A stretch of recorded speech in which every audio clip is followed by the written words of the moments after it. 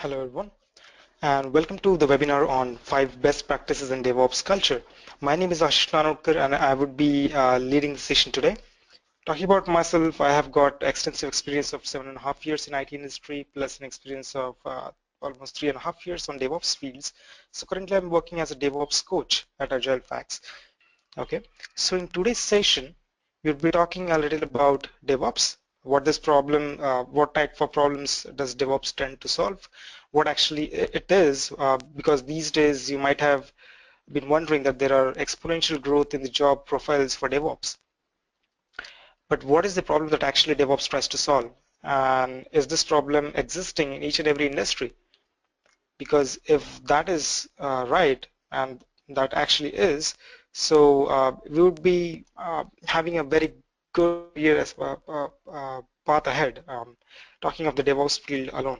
Okay, so we'll be talking of why DevOps culture is actually required. Tooling isn't fair enough, just tooling isn't fair enough. Okay, and how different organizations have set up DevOps to bring down their total strength, to reduce the cost, to increase the speed to deployments, continuous delivery, continuous integration, continuous deployment. What are these jargons and why they are being used?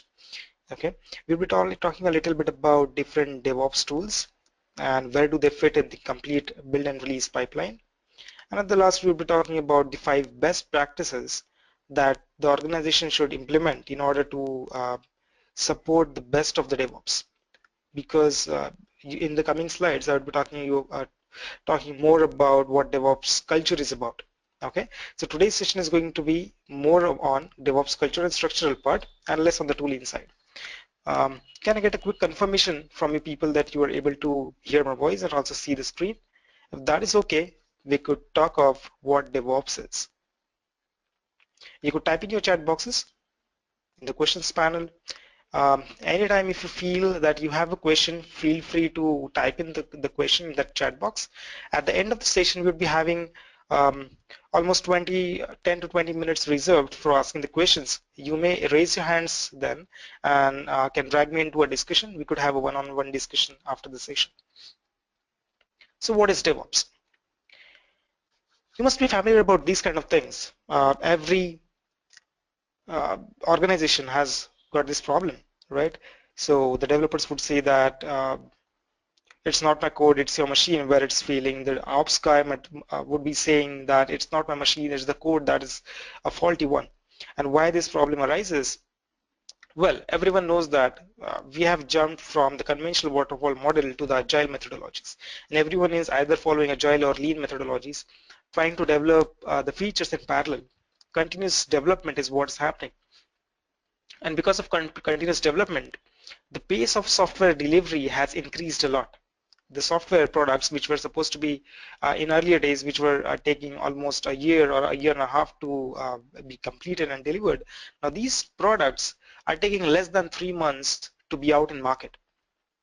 And moreover, if you're talking of big bug fixing time or turnaround time of particular feature, it's even less, maybe 24 hours or maybe 8 hours. Some people boast of turnaround times even less than 1 hour or so. So if you have a bug, you repeat it to us, we will be fixing it, coding it, building the code, deploying it right on your in front of your screen. You just refresh it and it's fixed. Okay, what makes them boast of these things? Of course, there should be some automated way of doing it, right? And since all of these things were happening, the development became very fast, testing became very fast, everything started happening in parallel instead of having different stages of development. Like unless and until I develop a complete software in the development phase, which is supposed to be the third phase, and then the testing shall begin. And by the time testing begins, the developers are already moved on to another machine, another project. Okay, that's fine. But now, since everything is happening in parallel, the ops guys have got more tension on their heads. The reason is ops people are on the forefront of the business, on the public facing side. If anything goes wrong there, your machines are down, your services wouldn't work, and that's how the revenue of the company is impacted. Okay, so that's the very critical stage. So these people are very skeptical about changing the things. They say that if it is already running, why would I change it? but business doesn't go that way. So the solution was to implement DevOps. Okay, so what DevOps helps us in? DevOps brings in a good work culture. DevOps sets up a better structure or structural hierarchy in the company, and it works on bridging the gap between non-agile ops and agile development.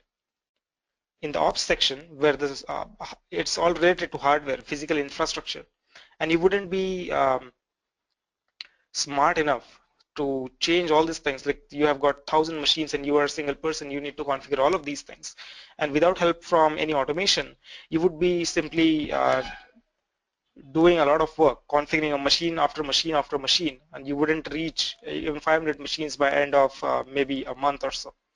So there's a way to do it, right? Write some scripts, get it doing. But what about the maintenance part of it? Since people were doing it already, they had Bash to their help, they had Python to their help, they used to write their own scripts. But what went wrong? The part where it went wrong was maintenance perspective. Let's say person A in your company is very smart, he wrote a script, everything is working fine, he left the company. Okay, so what happens when he leaves the company? He takes all his knowledge along with him. Yeah, and what happens to the scripts? Someone has to look after it, of course. So we don't want that to be happening. We want this to be a continuous phase. More often, we want deployments to be triggered only when the code is ready. Or other way around, we would say that every time the code is ready to be deployed, I don't want ops people to come in and say that, okay, no, we won't be able to deploy a code now. So we want to reduce this big event thing. Let's say you're doing a stuff once every 6 months, so that is going to be a big event for you. Okay, maybe you go and meet your grandparents every 6 months. So going to your grandparents' home, greeting them, meeting them is going to be a big event. It's like family event. And if it is the other way around, your grandparents lives with you, in that case, that is not going to be a big event, right? Similarly, if you are deploying the code every 6 months, every 3 months, that is going to be a big event because you have to be ready for everything. Configuring the machines, getting the code set up on a proper way, then there is dependency management that has to be done. There might be some configuration issues, structural issues would be there, some components in your infrastructure has to be added, has to be removed, modified, whatever. And code brings in a lot of these changes along with it. And if you try to do all of these at once, you'll require some downtime. That's when the companies require downtimes. So they would say that, okay, we would be shutting down our services for regular maintenance work for at least 4 hours during the midnight hours, and we would be fixing it. Now, when this happens, your developers are not around. Most of the developers would not be around because they don't work during the midnight hours. Your ops teams, of course, they have promised you 24/7 work, so they would be present. You try to deploy it, something goes right, something goes wrong, you are not able to figure it out, you roll back the complete change and you say that, okay, my machines are up in half an hour because I was not able to fix anything. I'll try it again maybe next day or a week later. Fantastic. But that doesn't work this way. If you talk of Amazon, it is serving infrastructure as a service, right? So Amazon is providing on AWS cloud, it is providing infrastructure as a service where various people, that because Amazon is acting as a backbone for infrastructure, there might be thousands of companies who are trusting AWS for the infrastructure. And there would be tens of thousands of deployments happening every minute. So who supports that? Who guarantees that every single deployment is going to be uh, automated and worry-free without any problems? So these kind of solutions, so DevOps is actually a team that has got a brilliant work culture and ethics. They have got a strategy around the problems, and these are people who have got zeal for automation. So if you see a person working for 10 minutes or spending 10 minutes on dashboard check for checking different statuses of his different tools, or maybe a developer testing, checking his test cases, or trying to figure out what the other people are doing, whether the branches are merged or not, what is the revision of the latest code revisions. So if he's trying to spend 10 minutes every time, and he does that 5 times a day or maybe 6 times a day, he's spending 1 hour every day. doing this task, which is actually not fruitful, right? Not fruitful by the company because he's eventually wasting 1/8 of his work hours just monitoring or scanning some data.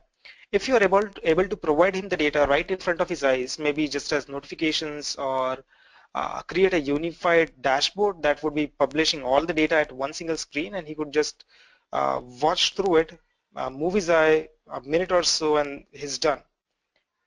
So if you could do that, you are actually saving an hour for the company, one person. If it's a team of 10, you are saving 10 hours a day. You're working for 8 hours a day, company is paying for you for 8 hours, and you're saving actually 10 hours. If it's a big company, having as much as 500 developers, now you do the math, right? So DevOps is a brilliant field if you are having a zeal for automation. DevOps is a vast field again. It's not related just to build and release, okay? Like you see a person throwing out the code here. So we start with the ops first. Developers would be throwing out the code every time, every day, because it's their job. They would be paid to commit the code onto the repositories, and testers would be following that suit. They would be testing it, bundling it up, preparing for the deployments. And the ops side, which is very rigid, has to be made flexible. So DevOps initially starts with the ops side and then eventually gets back to the development aspect of it. So why DevOps? Right? Why only this? Why not simple handwritten scripts? Okay. Currently, we are in an age where it is increasingly fast moving, very competitive, and technology driven. So it's 8 December today, and 25th December is going to be Christmas. So people are already preparing for some offers, some products, some features that they want to launch. And let's say you launch it directly on 25th, wouldn't be fruitful because people are already enjoying their boozes somewhere, uh, maybe in the pub or their home or anywhere around, but away from the internet. Okay, that wouldn't make any sense. So a week before you have to be ready. So how much time it is from 8th to 25th? No more than 2 weeks, right? So is it possible for a company to make very rapid changes to the existing software which is already running online, serving thousands of users, but you want to release a feature right in time before Christmas to serve all of these users at scale? That should be robust, dependable, highly tested, should be workable, and definitely should work because um, if you release a feature off time and people don't like it, it's okay. They don't care. If you do it on very important occasions, your image would go down, right? Very simple. So can you guarantee that every time you deploy or every time you market your features out, it is going to be fast, it supports agility or changes at any point in time, and it is reliable, okay? So these kind of things, when we try to release all these things in a real world where people are expecting something from us at deadlines, we need a dependable solution that works every time we trigger it, right? So this dependable solution is actually built up by a heterogeneous team. We don't have one single person working as a part of um, DevOps team. Like in developers, they would be hiring it based on some skills. Okay, in a Java company, they would be asking you, you know Java? Yes, I know Java. So come in and work with us. You know Java? I say, no, I know PHP. So the person would say, no, dude, sorry, I need Java person, so I would be hiring just Java people. Okay, fine. What about DevOps? If I say, okay, I know a few tools, I know Jenkins, I know Puppet and Chef, hire me. So if it is a very specific role, he would hire me for that. But if you really want to build a good DevOps team, for which the job trends have been on spike this year, so it is like a hockey stick. If you see from Jan 14 to Jan 15 onwards, it's complete hockey stick kind of graph. Too huge, right? So here in DevOps, we have a heterogeneous team. This was I talking of. From the skills perspective, we need people who know testing. We need people who know development. We need people who know infrastructure automation. Okay, we need people who are coming from SysOps background. We need people who know build and release management. We need people who know configuration management and as well as version control systems.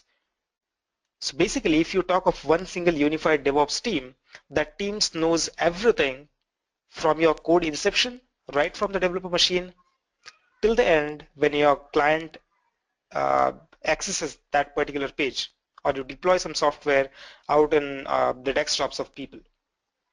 Okay, so let's have an idea of what DevOps actually targets to do. So here at Amazon, I was talking of deployments. There are 1,000 deployments an hour. This statistics is older statistics when John Jenkins published that a few years back. So today it's tens and thousands of deployments that happen at Amazon. And every new deployment was at that time done at 11.6 seconds. Let me give you a short example of this. Everyone is aware of YouTube, right? At the time when YouTube was acquired, YouTube had no more than 7 engineers working on board. That could be maybe a very surprising fact for you guys, but that is the truth. The same thing happened with Twitter. I'm not aware of the exact numbers with Twitter, but it was somewhere very close to 4 or 5 people that these people were serving almost 3 or 4 million users back then. Well, how were they able to do that? One person for or two people for development, one person for testing and the database engines, and one person for DevOps. Many of the companies have fired their managers out just because they have implemented successful DevOps. Okay, that could be the scenario. At Facebook, these people deploy by building a binary file. They want to be super fast, so they build all their code into one single binary, which is about 1.5 gigs in size, and they deploy it tens times a day, maybe 10 or even more times a day. How is that possible? Okay, so let's say if I want to remove the poke feature from the page, I could do that maybe in an hour or so. And whatever time it takes, it is only going to take the time for building that particular binary. Deployment should not take any time. So the question here is not how often you could deploy. The question is how often are you ready to deploy? And the question is asked not to the ops people but to the developers. Okay, that's when actual competition starts between the developers from two different companies or the people who are building two different applications. So at Etsy, now this is a website where it sets a mark for DevOps and continuous delivery practices. In DevOps, actually the complete build and release pipeline, uh, okay, code moves horizontally. Everyone is aware of that. It doesn't move vertical in hierarchies. Okay, so in larger organizations, I'm not talking of Facebook kind of large organizations. They were not large. They are not large even now. They are large in terms of big data and the clients that they serve. I'm talking of huge organizations that have strength of more than 30,000, 40,000 people on board, staff members, and they have large hierarchies, huge hierarchies. Okay, so in that case, if it is a software development company, the hierarchy would be something like this. Associate engineer would write a code, software engineer would provide his feedback, then the senior software engineer would be responsible for evaluating and reviewing the code. He wouldn't try to build it again. Then there would be another testing team that would be sitting on top of them. Okay, they would be responsible for getting the code, trying to build it using the steps which they have again received from someone sitting higher to them. And all of these hierarchies do not sit on one single floor. It would be multiple offices all across the globe. So every person higher in the hierarchy thinks that, okay, this is fixing it is not my responsibility. If it doesn't work, throw it to someone who is lower in the hierarchy and my work is done. This is not a DevOps practice. Okay, so here what DevOps practice is, we should understand how the code moves. Code moves horizontally. So we don't want vertical hierarchies in people. We want them to communicate horizontally. Everyone should be accountable for, everyone should be reporting to the same level of people, more or less. It should not be more than 2 or 3 levels of hierarchy for the people who are actually working on the software. I'm not talking of the complete management hierarchy that they would be having. That's completely different. Here, rightly said that the Etsy developers, they are asked the question that how comfortable are they deploying a change right away. Okay, if they're ready, the deployment team should be able to pick it up. Now, with successful DevOps practices, We follow a trend that everyone should be accountable for everything and everyone should be responsible for the code that he has written. If he is responsible, he would automatically be accountable for the change that he has made when the code goes live. And how does that happen? We use tools to enforce the cultural part of DevOps. Okay, majority of that part is already enforced by the organization. So if your DevOps is not sponsored by right people at right hierarchies, DevOps might fail. Okay, so again, I would reiterate the same thing that DevOps is not just about tooling. It's about culture first, top one priority, structures next, which is top two priority, and then comes the tooling. And on the tooling part, we use the external tools which are out there in market only for the fact that we don't want to reinvent the wheel, because companies have been there, people have already been there, they have faced the problems, they have created a solution, they have moved ahead. And the solutions that they have created, they were generous enough to bundle it up as a package, build a team around it, and give it to the community as a gift. Okay, that's where the tools like Jenkins, Puppet, Chef, Ansible, Salt, and whatnot would be coming out, and we would be using that. Okay, so don't fall in a trap for the tools. Tools are going to change every 3 months. There would be a new release coming up. Every year there would be a new tool in a market that you should be learning, and the older ones would be left off. Okay, same thing is happening today as well. So scripts, we were trying to manage the scripts. So for managing the scripts, people came up with the idea that, okay, I don't want to write a script because that is not going to be flexible. I would write a generic program that would read from the configuration files and configure my system. Okay, so that evolved into Puppet. Then came a person who used Puppet a lot and then figured out that, okay, this is a problem with Puppet. I would be coming up with a new solution. Why not build Chef for that? Okay, fine. Then there is a problem with client-server kind of architecture. Why not to use a centralized server architecture itself, where all the machines are controlled by one single system? So we came up with a new solution called Ansible, and then Salt, and so on. Okay, so that's about the tooling. We would be talking of the complete tooling pipeline, which tool should be used at which particular location. Okay, but the 5 best practices that you should be following from the culture perspective. First one, training. Everyone in the organization and as well as in the team should be trained for the new cultural shift that you are implementing in the company. So this is more of the management's role. So management would be responsible for training people here. Okay, and training should also be implemented inside the team itself. So since I said that DevOps is actually um, a heterogeneous team where every person is master in its own field, at the same time, everyone is also a jack of all the trades. So the thumb rule here is that you should be a jack of all trades and master of one. Okay, I don't say N-O-N-E none, it's O-N-E one. So if that is the case in your team, you can easily change hats and change responsibilities maybe every week or every few days to learn about each and every other person's areas and their expertise. So maybe today I'm sitting on build and release, tomorrow I would be sitting on infrastructure management, or yet tomorrow I would be sitting somewhere in configuration management area. Next I would be sitting with my DBAs for figuring out the bugs. Okay, so why this is important?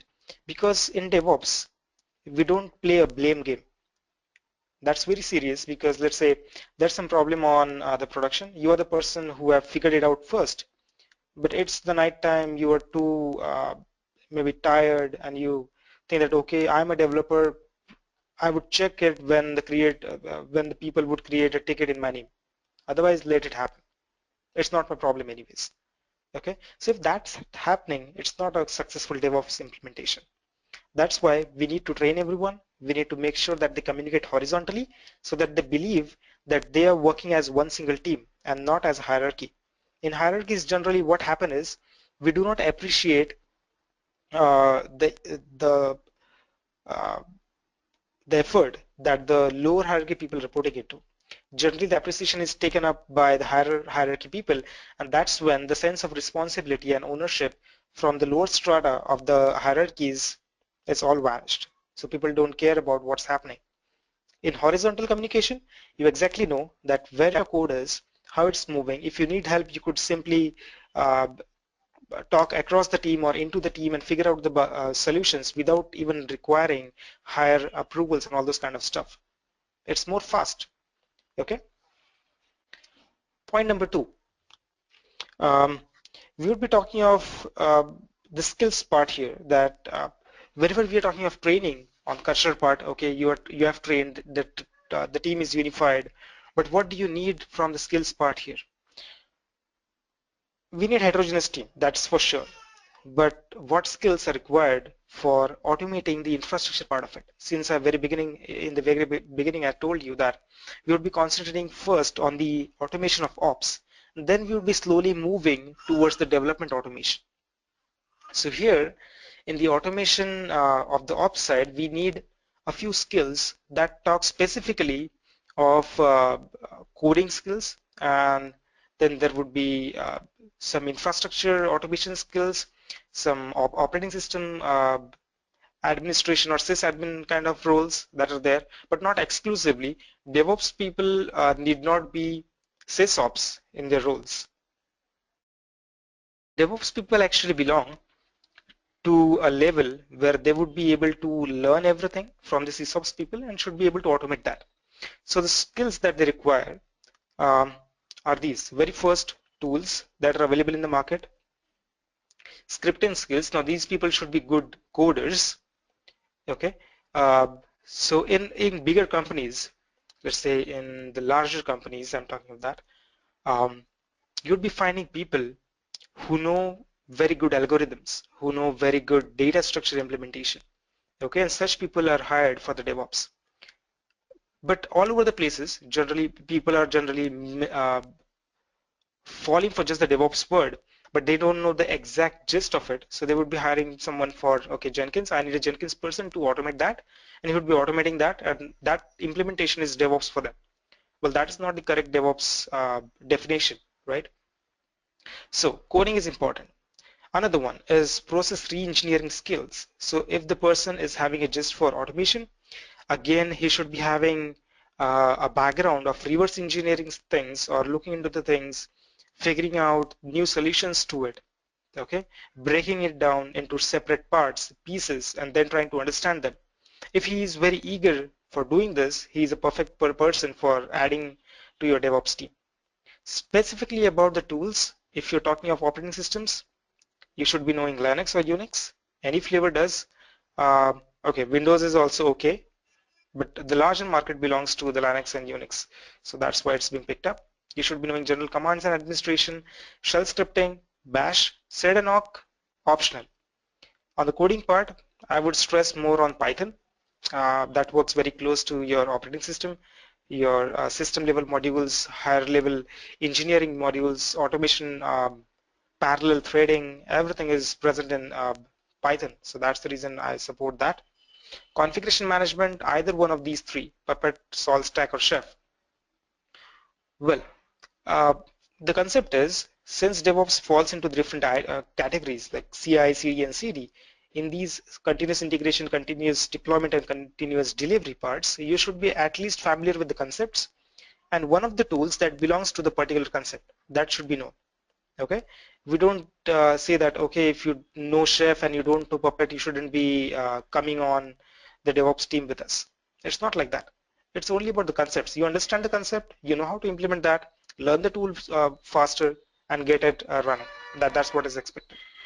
Now the bare metal configuration is required when you operate at the data center level.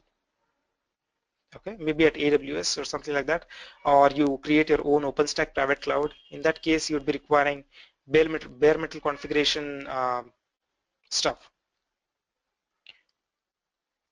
So in infrastructure automation, the tools which are on the forefront are Foreman and Cobbler. Foreman generally integrates with open source version of Puppet for configuration management as well. So this duo, which is Puppet and Foreman, is generally used. Then there is continuous integration where Jenkins leads the pack. There are other ones as well. So there would be Bamboo, which is there. There is a Go CI server, which is available in the market. Git users would go about get it. Okay, so it keeps on changing. Continuous deployment, Capistrano, that leads the pack here in continuous deployment. Now these days, people are using Docker as well. They are using configuration management softwares like Chef as well for deployment purposes. So the things started to diversify from here. And on one section, if you want open source version, go with Nagios. If you need something really great, Sensu or Xenos would be the right solution for you. People generally use two different kinds of revision control systems today, centralized and decentralized. Subversion is the leader in centralized revision control systems, whereas Git is the leader in diversified or distributed version control systems. Both of them are awesome tools. Configuration management softwares like Perforce or ClearCase, they were being used, but today the companies who are getting into this IT infrastructure thing are startups. They wouldn't be going with these tools for now. Virtualization management softwares like vCenter and Hyper-V would be chosen according to the requirements. Other ones are Zen, KVM, then there is Docker that is coming in these days. So there are a lot many tools which fall in different categories. Here at edureka, these people are picking up on these tools which would be covered during their courses. So it is Puppet, Nagios, Nginx, Git, Jenkins, okay, and a few more that would be required, that would be picked up according to um, the requirements. Okay, so whenever there is a requirement, maybe you want to set up um, Puppet, you need to know a bit of Ruby for extending Puppet. In that case, maybe we'll be covering a little bit of Ruby here and there, how to write modules, how to implement modules. Along with Puppet, there will be Hyra as it is knowing about the network part, network essentials, learning about IP addresses, what DNS is, how it works at global scale, at local scale, how to set up DHCP, static IP addresses, non-static or dynamic IP addresses, how to propagate the data. So these things are the basic things that a DevOps engineer should be knowing. It's good to know things if you really want to be an end-to-end DevOps professional. Okay, so here a multitude of skills is required. Okay, so here we talk of sharing and speaking out. The communication should be horizontal. That's what I told you. Uh, when I talk of internally and externally, internally means internal inside the team. Okay, so intra-team communication, and externally means inter-team communications, but inside your organization itself, not outside the organization.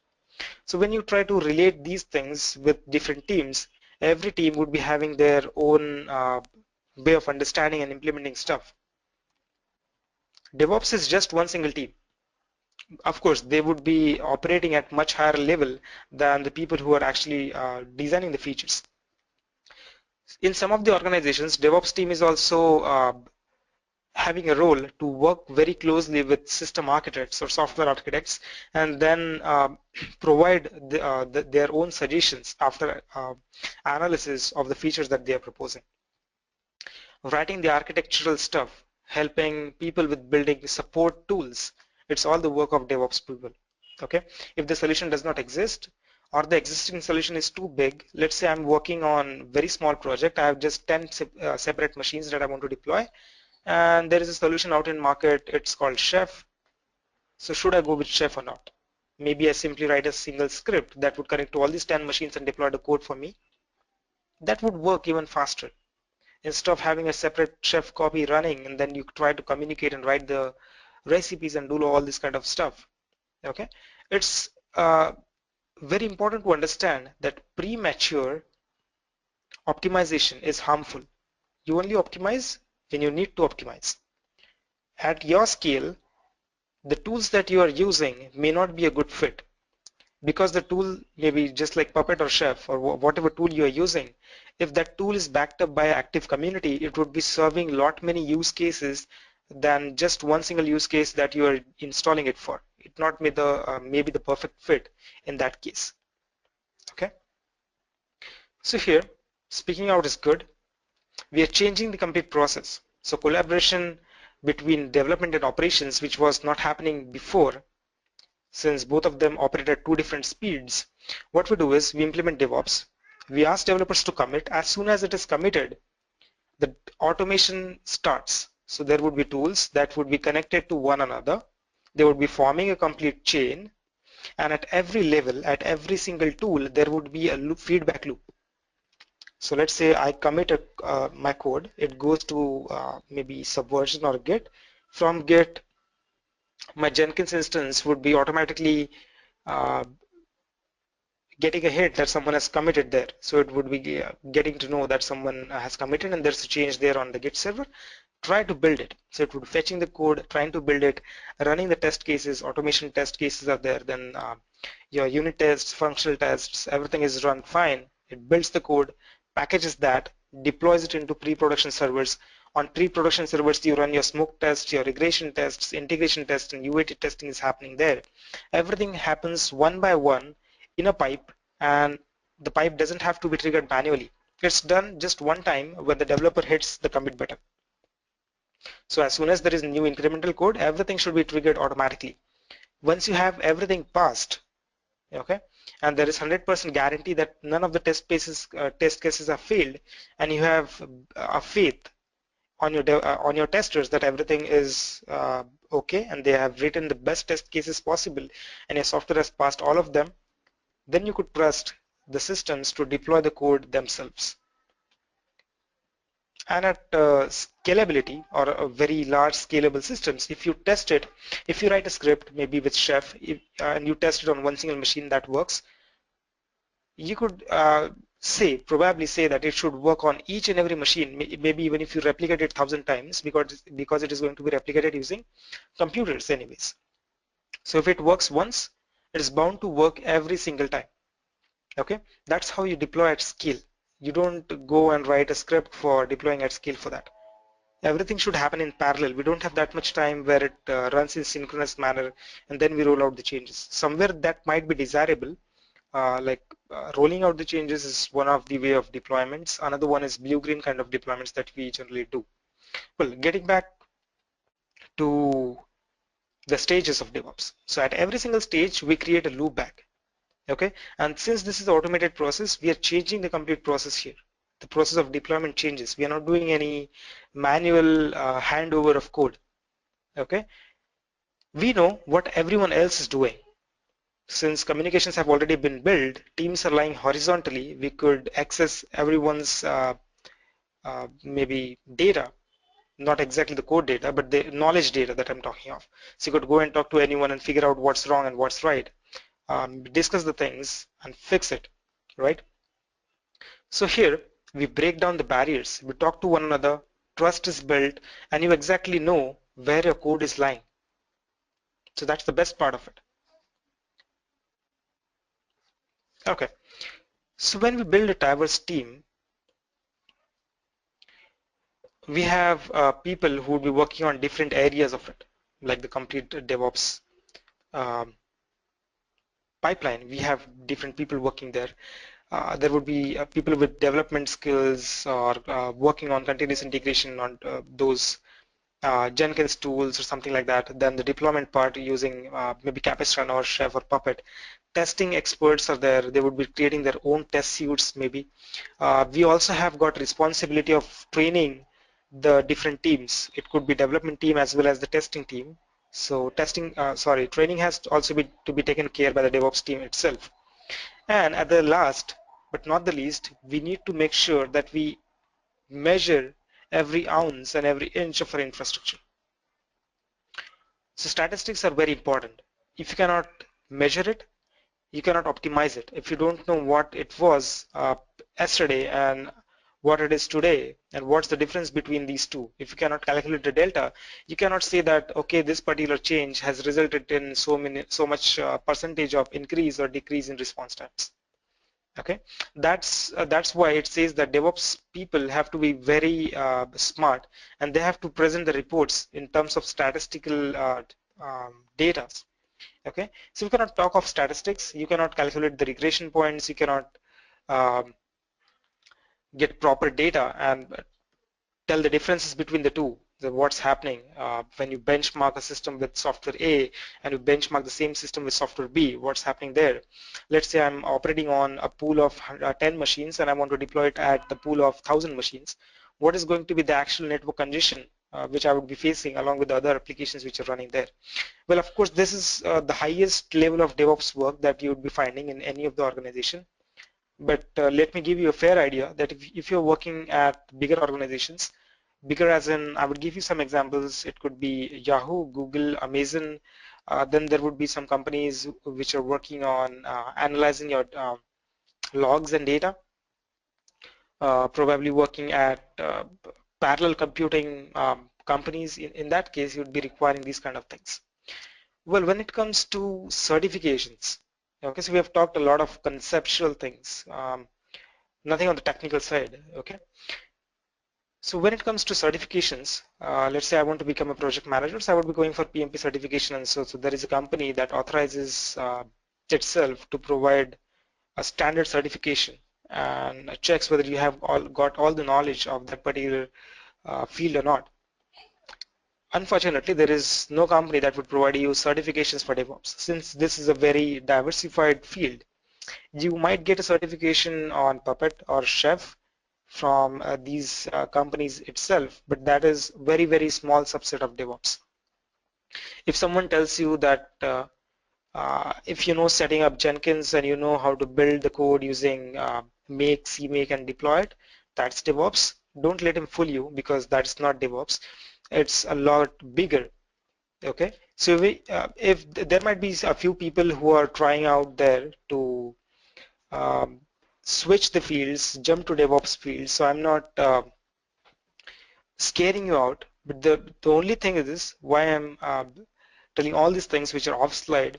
The reason is that you should be knowing where you stand, and there is a whole big world in front of you and around you where you could go and learn these things from. Okay, so DevOps in the very remotest possibilities could also relate to artificial intelligence and machine learning kind of things. Okay, but at the core, at the very, very core, you'd be having people working with Jenkins. Okay, you'd be having people who are working with configuration management softwares. You'd be finding people who are working with Python. You'll be finding people who are working with Git, Gerrit, some review board kind of stuff, setting up these tools together to form a very basic build and release pipeline. And that's what the course at edureka is all about. Okay, it's about the 95 percentile of the complete DevOps openings that are out there in the market. 95 percentile. But if you want to hit that 5 percentile, which is above 95, then you'll have to work really hard and work on all your own.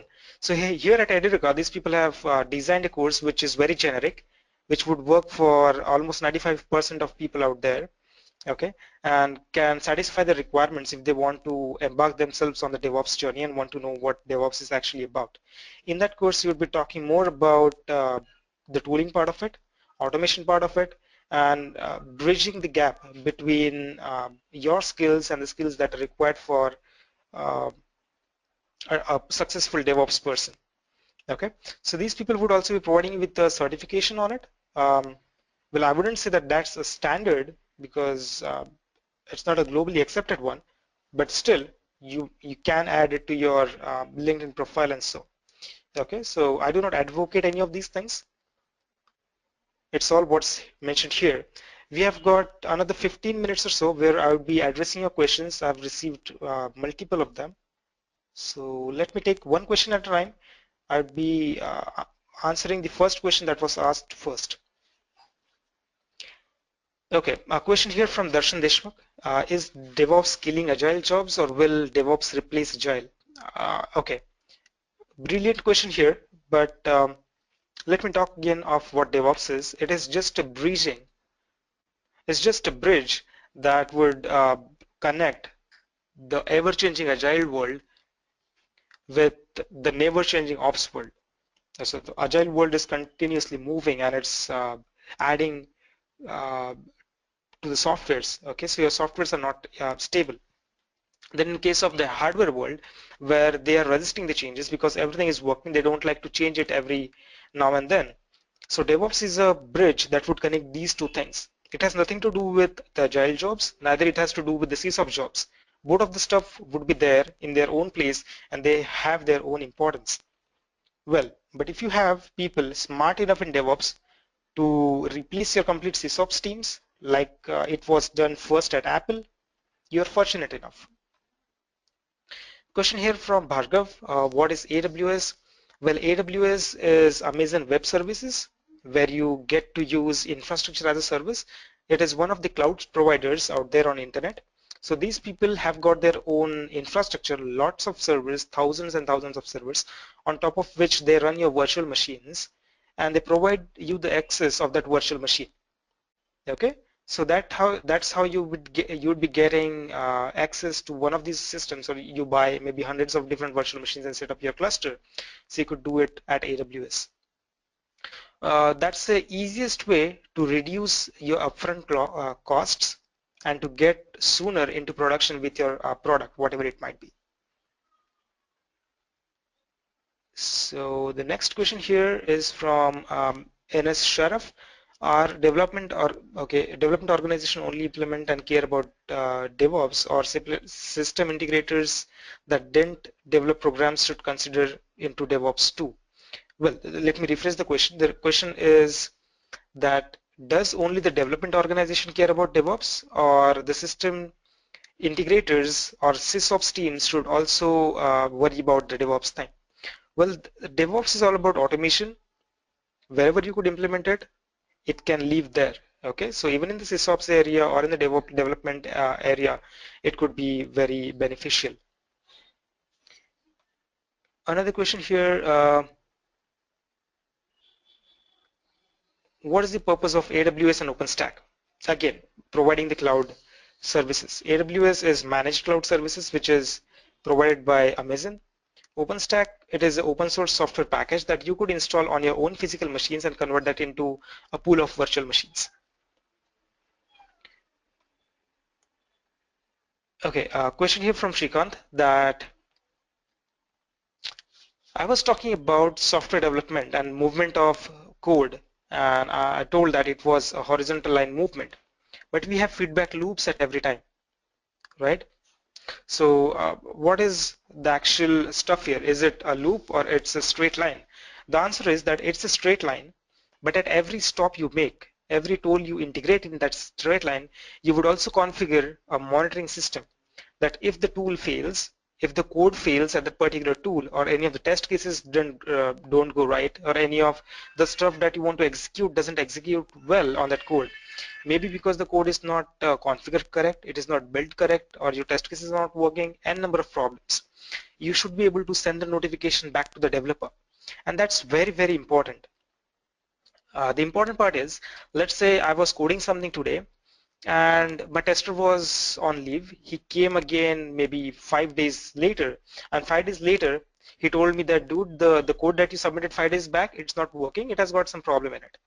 So I say, okay, but I don't remember what I did 5 days back. I need to go there, read the code again. Maybe there were 400, 500 lines. I need to first get a gist of what's happening, understand the code again all by myself. Even though I have returned it, I wouldn't be able to understand it at the very first glance, and then I need to fix it, right? So I waste a lot of things, a lot of time. If you could automate that process, I don't have dependency on the tester now. My system would tell me within a minute or so, or maybe if it takes 5-10 minutes to build the code, it would get back to me in 5-10 minutes, but it's okay. I still don't lose the context of what I was working in, and I could be happy to fix the stuff as soon as I receive the email. Okay, that's how we also impart the sense of ownership towards code.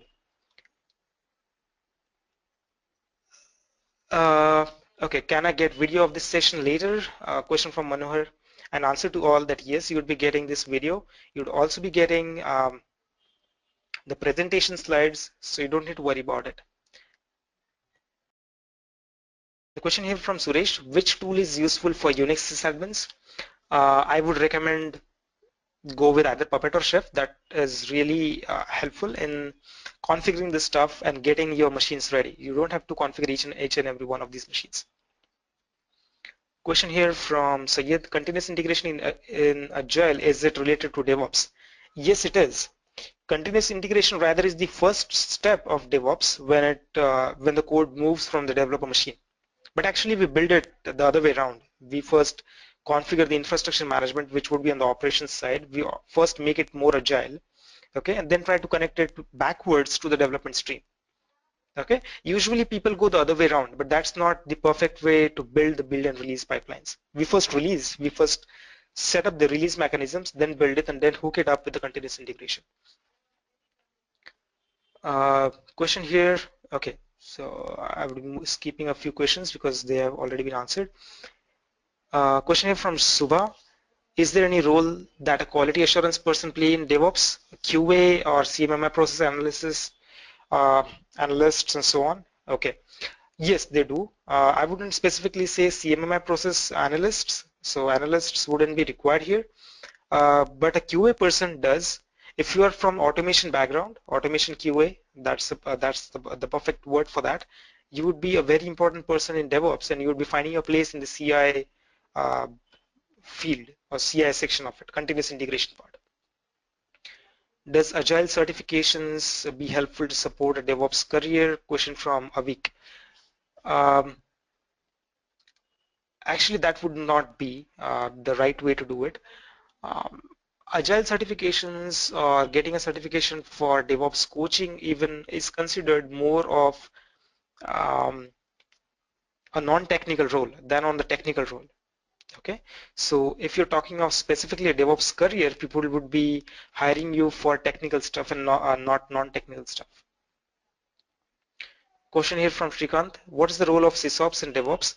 Well, sysops, if you automate that, would be the last section where DevOps would be sending the code to. Okay, so that would be the perfect answer for your question. So sysops is not different than DevOps, but once you hook it up with the automation tools that DevOps is providing, it would be an integral part of it. So you would be the people, sysops people would be the people who would be setting up the things on one single machine, getting it all running, configuring the recipes or modules in Chef or either Puppet, and then the DevOps person would be more than happy to just automate that and hook it up in the complete pipeline. So the basics always come from sysops. Okay, question here from Anmol. As a DevOps, why we need to go through Python or Ruby? Okay, good question again. So since we are just talking about all these kind of tools and tools would be hooking up with one another, why do we need a language? Like I said earlier that if there is a smaller problem, you have a bigger tool, don't go with the tool. You should be knowing some skills yourself that should help you to create a small solution, maybe a small dashboard or a small tool that should suffice your requirements. Maybe you are working at a bigger organization and there are tools which are diversified. So you might want to go to each and every one of these tools to figure out what their individual statuses are. Or instead, you create a small Python or Ruby program to hook into their APIs and build a small awesome dashboard that would be showing you where these tools are standing and what is their generic state. Okay, that's why we need some scripting skills at hand. Question from Nicholas is, does one need to know Ruby to effectively work with Chef or Puppet? With Chef, a little bit. With Puppet, none of it. But with both of them, if you're working at higher levels or complex levels, then you would be needing in-depth Ruby to work with those. But that is only required if you're trying to extend features which are provided by Chef and Puppet. Okay, usually not required, but would be required in extreme cases. Question here from Deepa, can we know what exactly QA team would do during this DevOps implementation, complete automation testing in agile process, no manual testing? Yes, you have answered your question yourself. It is complete automation testing. The reason why we do that, since everything is triggered, right? As soon as someone commits, I cannot stop the code. It would land eventually in the production if it is meant to be. Okay, so in that case, we need to be 100% assured that each and every line of the complete code base or the source code is well tested. I mean to say that the code coverage must be fairly very close to 100% if you want to create a dependable build and release pipeline that would continuously deploy the code without any manual intervention. Okay, so that's the ultimate goal of any of the build and release pipeline. So for that, good test cases, which would be providing almost 100% of the test coverage, test cases falling in different areas like unit, functional, then regression, smoke, and UAT kind of things, even maybe feature testing that you do at the UI level using some Selenium kind of thing or so. So that is very much required, and that's why we need efficient automation QA team uh, to work closely with the DevOps people, or maybe a part of DevOps team itself. Question from Ajay that initially to get into DevOps team, what all one should have being a Unix admin with background. If you are already a Unix sorry, if you already are having a Unix background, you are a Unix admin, it's awesome. All you need to know is what I expect you already know is all the administration perspectives.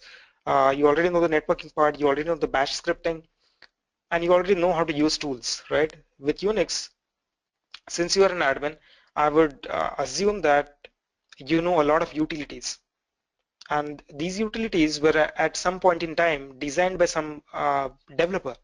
He must have written some code behind it, but you're not worried about it, right? You're simply using those utilities. Maybe you fire commands like cl, maybe cd, ls, very petty commands, maybe netstar or something like that. At the same level, you would be using some tools. Maybe you use something like Jenkins, you use something like Puppet or Chef. Just bring it to some higher level and you are already a DevOps person. Try to automate that. Okay, so that is all what I would be saying. Question here from Shrikant that does it really require a sysops person in DevOps team? Yes, it does.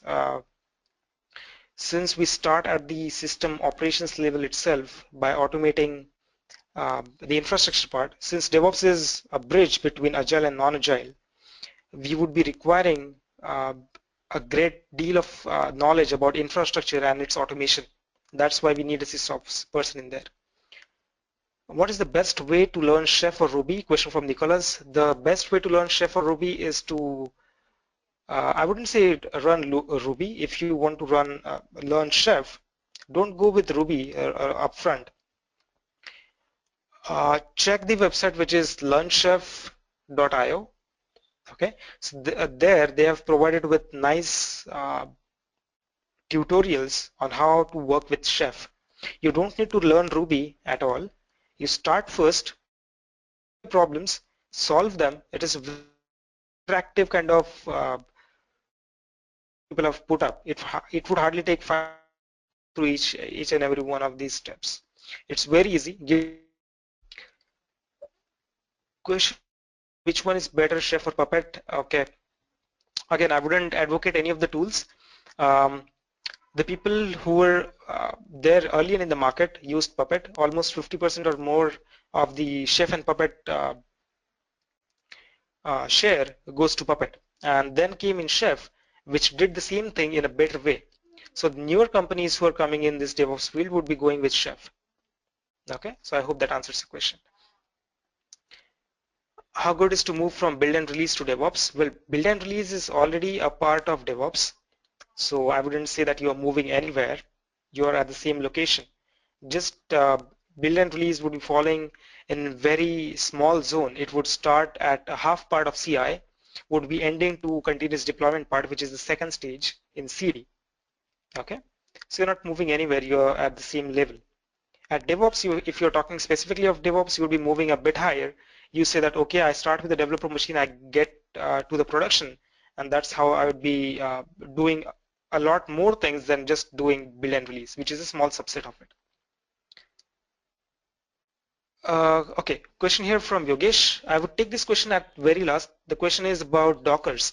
That can you please explain Docker and its counterpart and where it fits? So I would quickly explain it. Just let me finish with these questions first, and we'll catch up on it. Question here from Trupti. I am a tester. Do I have a scope of being a DevOps? Yes, you have. I have answered very similar questions that where does the tester find its way in a DevOps team? Okay, I hope that I answered your question or related something to it in the previous part.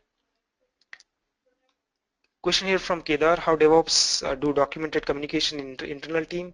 Do they, what did you do to avoid any communication gap, ticketing tools of operations time? Okay, let me talk of ticketing very specifically, Kedar. When it comes to DevOps, I have seen people not create tickets. It's the other way around. Generally, for the development team, what you do is you create a ticket. Development team would be reading those tickets, assigning them, and then fixing it. Then again, marking them up.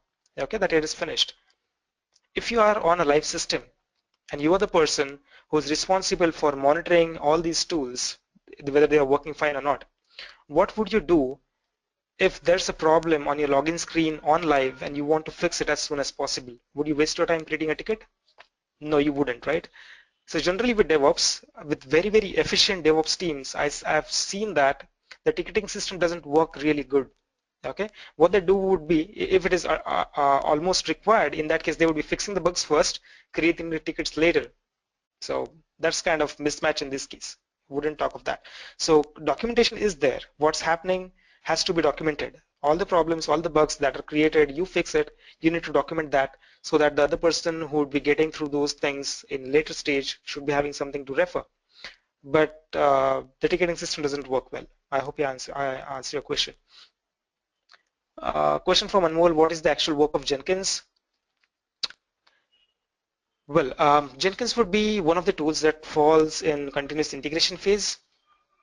Jenkins is responsible for scanning your uh, code. It is responsible for checking your version control systems, whether someone has committed to it.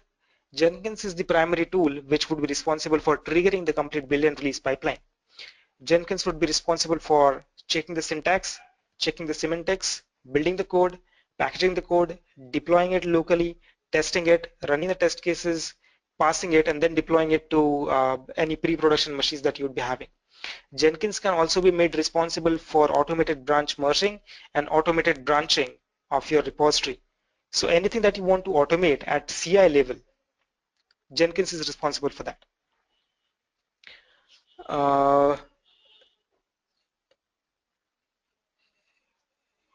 Okay, another question here from Shrikant. In he read in one of the articles that business use cases are also need to be integrated with CI. Okay, yes, you're right. When we set up a DevOps team, like I told you, the DevOps team would be sitting at the very prime location. It would be between the sysops and the developer people. And at some locations, these teams are also consulted for architecture of their softwares. So since everyone is looking forward to the bridge that DevOps is creating, there are a few misconceptions about how fast a software is supposed to be delivered, what is going to implement inside your company, of how the processes are going to change and whatnot. So DevOps team has to work closely with the stakeholders of the softwares as well, which includes few of the business people. So if you set up CI, it does not mean that if a software was supposed to be taking a year to develop, it is going to take maybe a month or 2 months. So we need to set up the expectations right. Okay, we need to make them understand that okay, we are not following waterfall now, we are going agile and we are bridging up the gap between the rigid sysops and the agile developer counterparts. Okay, so that is very, very important. DevOps teams are also responsible. A few of the people in DevOps team, DevOps architects very specifically, would be responsible to calculate the cost of this implementation, which has to be communicated to proper people in time. Okay. Question here from Mohammed is there any way Java people or Java developers have a role in DevOps? Yes.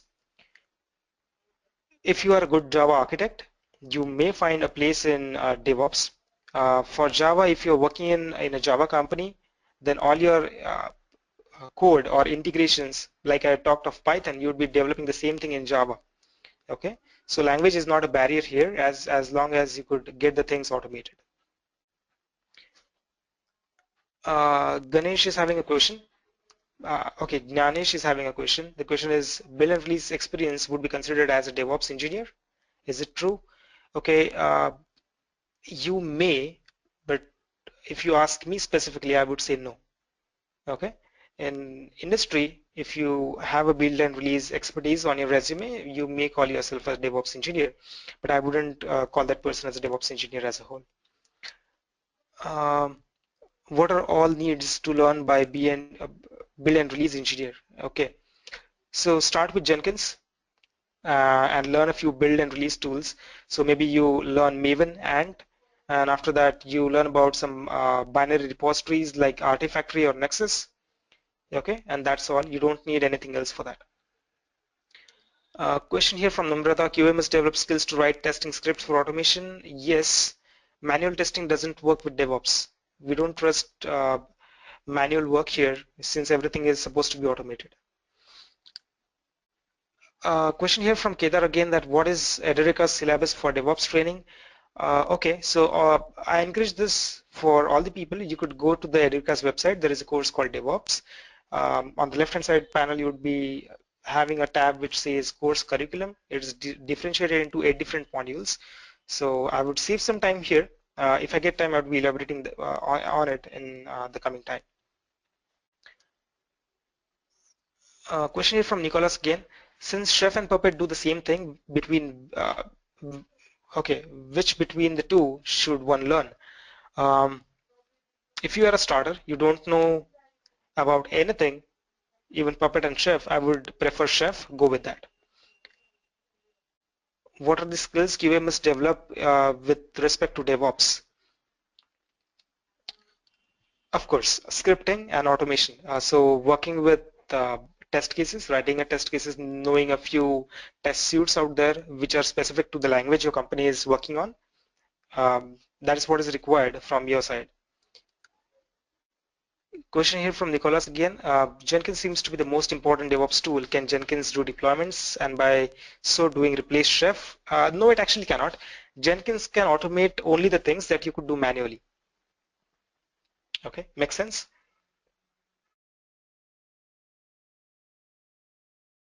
And Chef works at scale. So I cannot manually configure 1,000 machines within 5 minutes. Chef could help me do that. Jenkins cannot do that. For configuring those machines, then I'll have to, if I don't want to don't want to use Chef, okay? So if that's a limitation, my company doesn't want to go with Puppet or Chef, I would be using Python. I would be writing a multi-threaded script that would help me deploy the code, and Jenkins would be only a software that would be triggering that script. That's it. So Jenkins can just fire commands. Understand that anything that you could do manually, you could automate that using Jenkins. Uh, okay, there is another question here from Ismailia. What is the meaning of artifact and build in CI? Okay, so when you are bundling up the code, let's say you have some C# code and eventual output of it, it is going to be exe file, and the process of converting your code into exe is called building it. Okay, and the final artifact, actually artifact is the deployable. So that would be the final output of your build process. So here in this case, the example that I've told you already, it is the exe file that is going to be your end artifact. Make sense? Well, I didn't get the question from Balakrishna. The question is why DevOps is significant in DevOps. I'm still confused.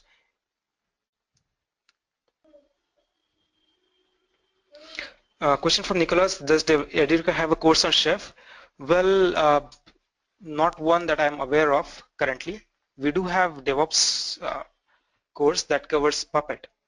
Okay, you actually don't need a course on Chef. Trust me. You go to learnchef.co, I guess.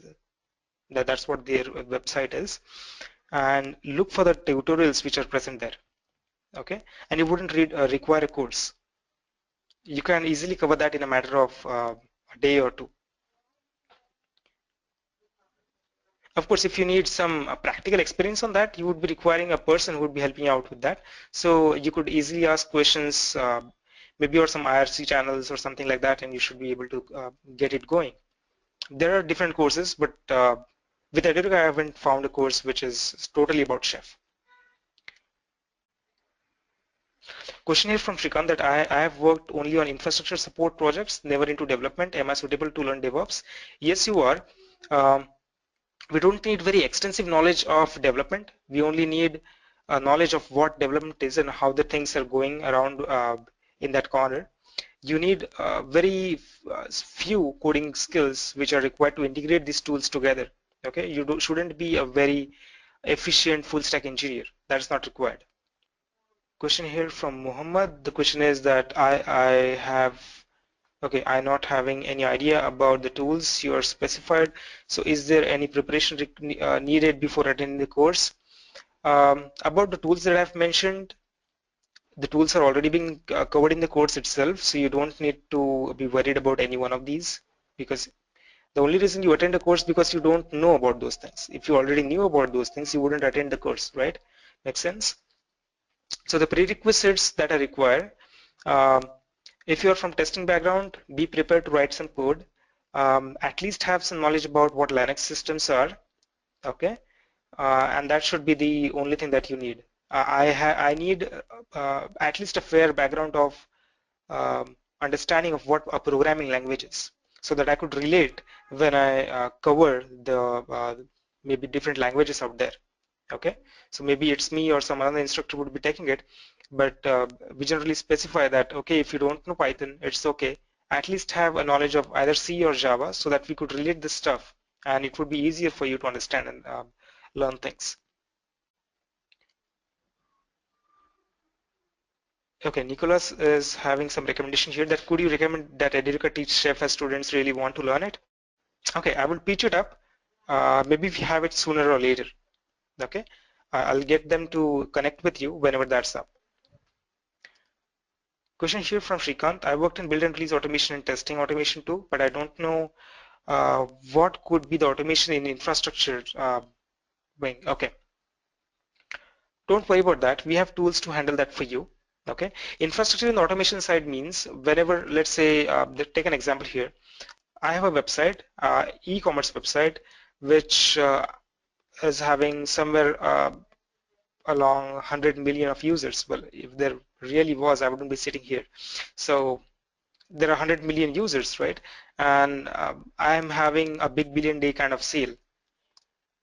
So my infrastructure would be solid enough to support those 100 million people. But on the big billion day sale, I'm expecting 3x amount of traffic. So what do? I buy some infrastructure there. Okay, so that's not probably a good idea, right? I wouldn't be scaling up my data centers that fast. So I would use someone's infrastructure as a service solution, and I would be scaling it up. So for scaling this up, I need some scripts or tools to handle that for me, to spin up the nodes, to configure the nodes, to attach them in proper layers, and to get the traffic routed through them. And everything should happen at click of a button, because I don't trust humans to configure that for me, right? So this is where automation infrastructure would be playing a very big role. Question here from Nicholas again. Ruby and Python seems to be very important languages used in DevOps. Which of the two would you recommend to a starter? If you're new to both of them, I recommend Python. Um, from configuration management system, because I see you are being maybe very interested in learning the configuration management stuff, I would recommend you to go with Ruby. Okay, so anything would work. Python is only important if you want to work very closely with the operating systems, which is actually required when you write your own solutions for maybe infrastructure management or configuring the nodes or connecting to them and firing commands. Okay, that's where Python really shines out. But specifically to you, I would recommend to go with Ruby and integrate that up with Chef, so that your learning curve doesn't rise too much. You'd be required to learn lesser diversified environments. Ruby plays well with Chef, and you'd be eventually covering Chef as well. So that would be my recommendation specifically for you. Any more? If I skipped any of the questions, feel free to repeat it, because I've reached the end of the list. Um, okay, next in line, yeah, Nilima. Any questions? Hello, I'm Nilima here. I just saw that you answered the question for the Python and Ruby. I Mm-hmm. am a build release engineer. I have the experience with the build release engineer for a long time, and I'm Uh-huh. trying to see the DevOps right now. I'm taking the Genskin with the edureka, but I would like to understand what the Python will help or Ruby Hill. You explained already in the somebody's questions, but Uh-huh. I was thinking about the Python or Ruby, which one should go, because I'm learning right now Python because I applied so many job applications and they were Mhm. asking for the Python, but you were recommending for the configuration management in the other Ruby. So what you suggest again for me? Okay, let me ask you, which language do you know the best? I am learning Python a little bit more. I did the shell. I did automation, the shell batch. I know the Unix servers, but I'm looking for the Python or Ruby. Which one I should go? Okay, let me get it straight. If you're looking for some jobs, since the case with Nicholas was completely different. So Nicholas is more of he has already concentrated himself on configuration management stuff. So for him to keep his learning curve smaller, I've recommended Ruby for them. But for the other people, I would go with Python. The reason why that is, in industry, the jockey stick curve that you saw in DevOps, Okay. the similar kind of curve is also going on for the languages. So most of the languages have been stagnant, or the crowd that is using it is more or less the same. They are not increasing. But on the Python side, it is steadily increasing. Okay, and almost 40% or so market today, which is belonging to the development stream, the newer jobs are more or less related to Python. That is another reason why you should be using Python. Now, where it is being put up in the DevOps stream is to create all custom solutions. The reason why it is used, Python 2.7 is the version of Python, or Python 2.x series is actually a version of Python where Yes. there are a lot of system level modules created which helps you to work with operating systems directly, maybe even with the kernel. Okay, and at the same time you don't have to learn assembly level language, or neither you have to work at very crude and basic level of pointers in C. So Python is a very high level language that allows you to uh, write dynamic code, write Yes. functional programming, use OOPS kind of concepts, at the same time use dynamic binding. All this kind of high level stuff is provided, and you could work at the low level. That makes more benefit for a person who is trying to build the solutions and using Python for that. Okay, that's the reason I want people to be using Python. So when the edureka also give the Python class, right? So it gives them different um, like beginners and intermediate, different type, or just the one type they do it. In the DevOps course, so Uh, see, let me make the things clear here that the DevOps course is a very limited kind of fast-paced course. It is a 24-hour duration course in which you would be power-packed with all the necessities and all the tools that are required for a DevOps professional to survive in the market and even in the future.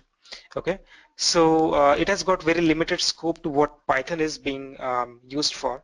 So they would be covering basics of Python. They would be making you ramp up. They would bring you to a level where you could diversify yourself into different areas and use different modules with Python. So that's yeah, where it is covered in the DevOps course. But edureka also supports a yeah. full-fledged 30 hours course on Python, so Oh, in which they would be covering up machine learning, working with Hadoop, web scraping, OOPS concepts with Python, implementing that for artificial intelligence and all the basics as well. So that's an extensive course. If you want to go with that is again an option for you. yeah. Because I saw that's what I was little bit confused. Like DevOps also teaches and the edureka also teaches. Okay, I got it. Thank you. What's your name, please? Because if I got questions, can I ask you the question something on the email? I would Hello. suggest that you get back support tickets. So you can create a support ticket. You Okay. could mail them at support@edureka.co. That's fine. Get That's back fine. at. I mean, My I name is got Ashish. okay. Because the thing is, I couldn't do this as the questions on you right now while the other people's my desktop got cache when I was going on the way by now, so I could not send the questions to you. That's fine. Okay. If you have some more Yeah. questions, we could take it at end of the session. I would give chance to some other people as well. Okay. Thank you. Thank you. Okay. Another hand raised. I see Rajesh Kannan on line here. So Rajesh, I'm unmuting you. Do you have any questions? Anyone else would like to have any of the questions answered? Yes, so I'm giving a chance to Srinath here. Hello. Yes, Srinath, hi.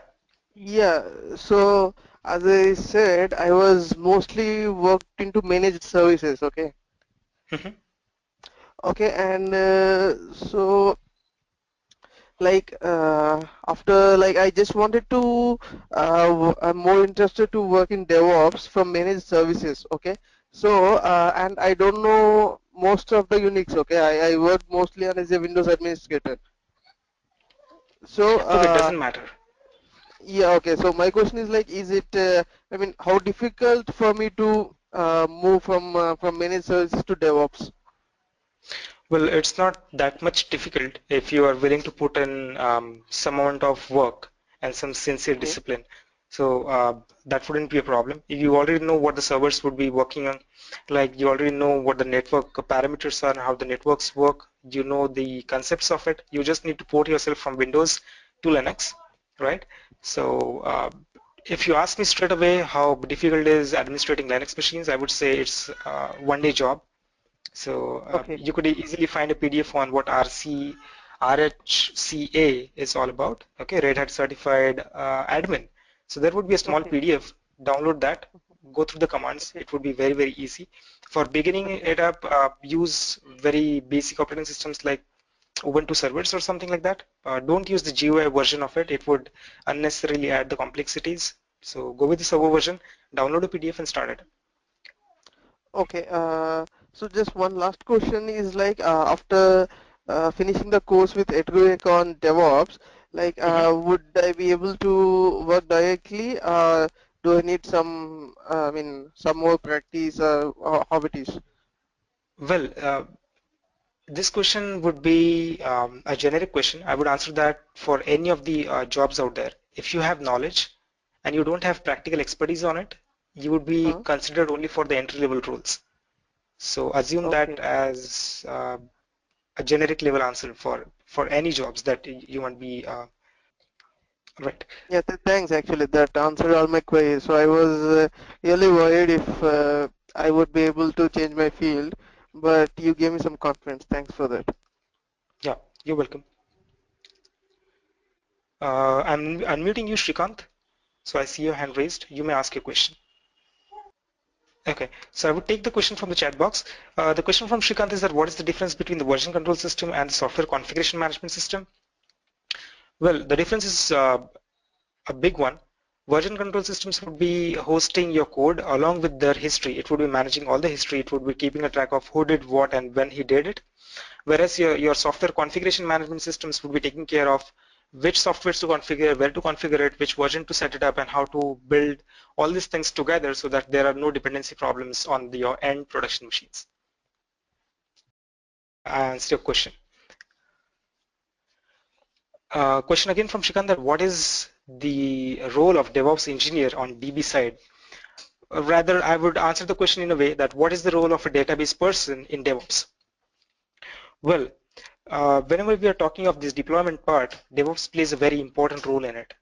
Database migrations, database replications, database traffic, pooling the connections, and all those kind of stuff require a very high-end server setup. Okay, and more often, whenever you say that there could be a database problem, there actually isn't, and you need an experienced person to guide you through all these things. Okay, so that is what the role is. Whenever you try to deploy the code, you would also be deploying the databases at the same time. It's not just about code. Any of the feature that you make, there is going to be some database connection or database dependency attached to it. So your code and the SQLs move hand in hand. Okay, that's when we need a DevOps person on the DBA person on the DevOps side, and it is not only true with the relational databases, it is also true with NoSQL databases which are there these days. So something like MongoDB or Cassandra, if you are using it, you need a person who would be telling you what has to be done, what doesn't have to be done, to benchmark the stuff and all those kind of things. Okay, that's why we need a DB person. Question here from Ajay that I'm looking to change my profile, currently an AIX admin, and I'm planning to travel to US in a couple of months.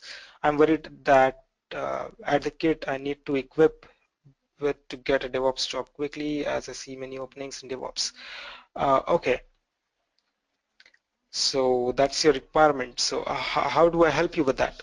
I could only help you with the course part.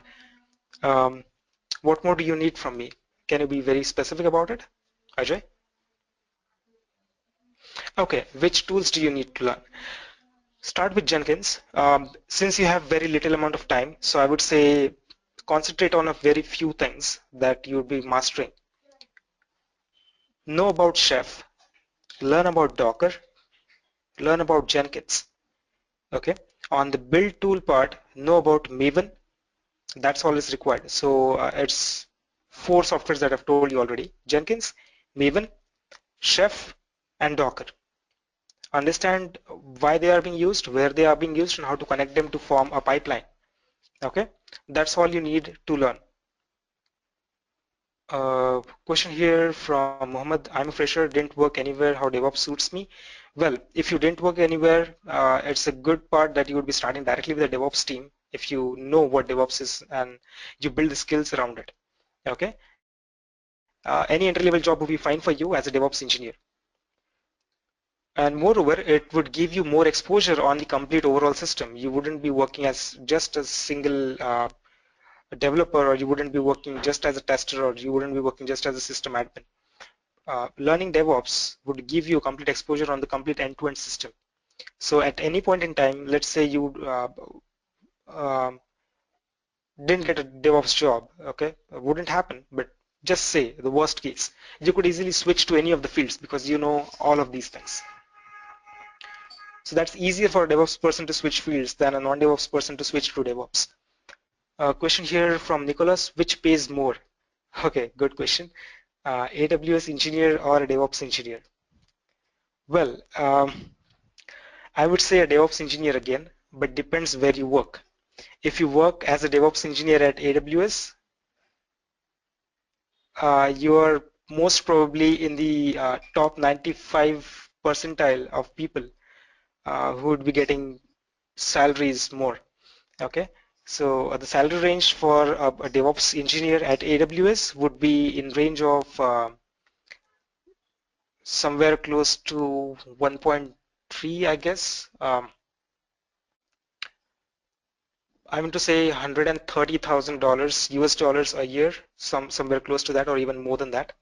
Okay, so that would be the starting salary range for a DevOps engineer at AWS. But for an AWS engineer in any other company, you would be given a salary range which is somewhere close to $80,000. Yeah, $80,000 or plus at a starting range, but it goes beyond, goes more beyond $100,000 in US. Okay, in India, if you're talking, it would be fairly in range of north of somewhere 15, 16K as an AWS engineer. With a DevOps engineer working at the AWS here in India, you'd be having something to be north of 24 or 25 LPA kind of salary. So that was a good question actually. Someone else who would like to put forward their questions. Well, question here from Avinash, that how much bash scripting knowledge is required for DevOps? I would say all of it. It's not a lot. It is, if you summarize it up in one single page, it wouldn't be more than 300 or 400 lines that you need to just see and digest. Okay, don't worry much about it, because there is not much to bash. So understand that first. Any other questions that you want to ask? So, right, people, if you have any more questions coming up, feel free to reach us at support@edureka.co. I would be there to answer all your queries, or there would be a team which would be answering the queries right back. I'm taking another question from Nicholas as a final question. The question here is, which cloud vendor is more marketable? Well, if you talk about marketing, I would say AWS. AWS is, since it has got large amount of clientele, but at the same time, AWS charges more. Okay, there are other people who are great people to work with, but they are not having that great amount of DevOps which AWS has uh, already targeted, or they have reached that point. The other solutions would be go with Rackspace, go with the DigitalOcean. So these people are also good to work with. So I would suggest that they are efficient, economical on the cost perspective, but people still trust AWS more. So your question, talking specifically about marketable, I would say AWS. Yes, Jay, the questions, yeah, you're right about Jenkins, 2 Chef, 3 Docker, 4th is Maven, M-A-V-E-N, Maven. So that's a build tool. Okay, Jenkins would be falling in CI. Maven would be falling in the build tool. Chef is required for infrastructure automation. Docker is required for virtualization virtualization side. Okay, so you have all these 4 areas covered. So conceptually, you would be knowing about each of these 4 areas. So alright guys, I really enjoyed having this interactive session here, and thanks so much for being with me for almost 35 more minutes than it was scheduled for. I would encourage you to send your queries at support@edureka.co for answering if you have any more doubts on it.